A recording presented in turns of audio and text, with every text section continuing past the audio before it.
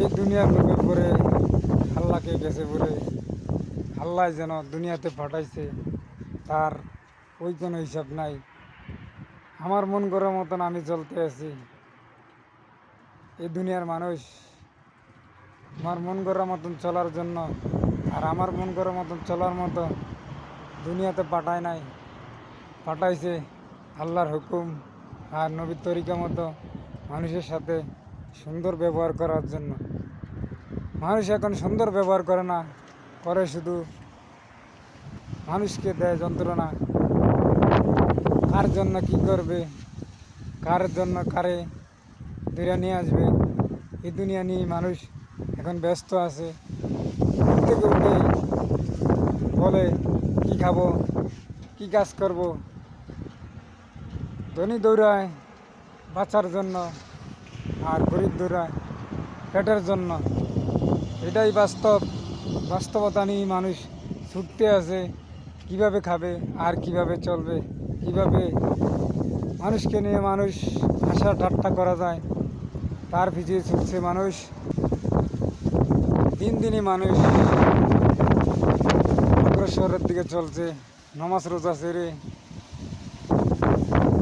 দুনিয়া নিয়ে ব্যস্ত আছে, ব্যস্ত নিয়েই দুনিয়াদারি করতে আছে। আসলে যে দুনিয়া যে আরেকজন আছে, দুনিয়ার হিসাব যে দিতে হবে, করায় হিসাব দিতে হবে, এটা মানুষ গেছে বলে মানুষ নিজে নিজেই বড় মনে করে এখন সব দিকেই হয় কয় আমি আমার আরেকজনকে কি হবে সে বুঝে না। দুনিয়ার থেকে আসার সময়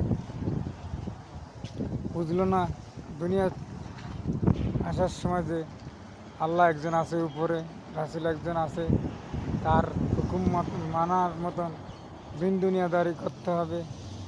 এই জন্যে মানুষ ছুটছে অহংকারের দিকে, অহংকার করতে করতে নিজেকে যে ধ্বংসের পথে নিয়ে যাচ্ছে এটাই বুঝতে আসে না মানুষ।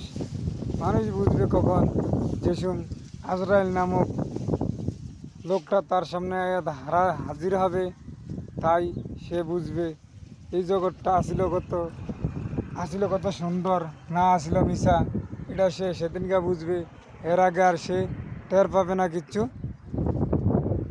টের করতে করতে দুনিয়ায়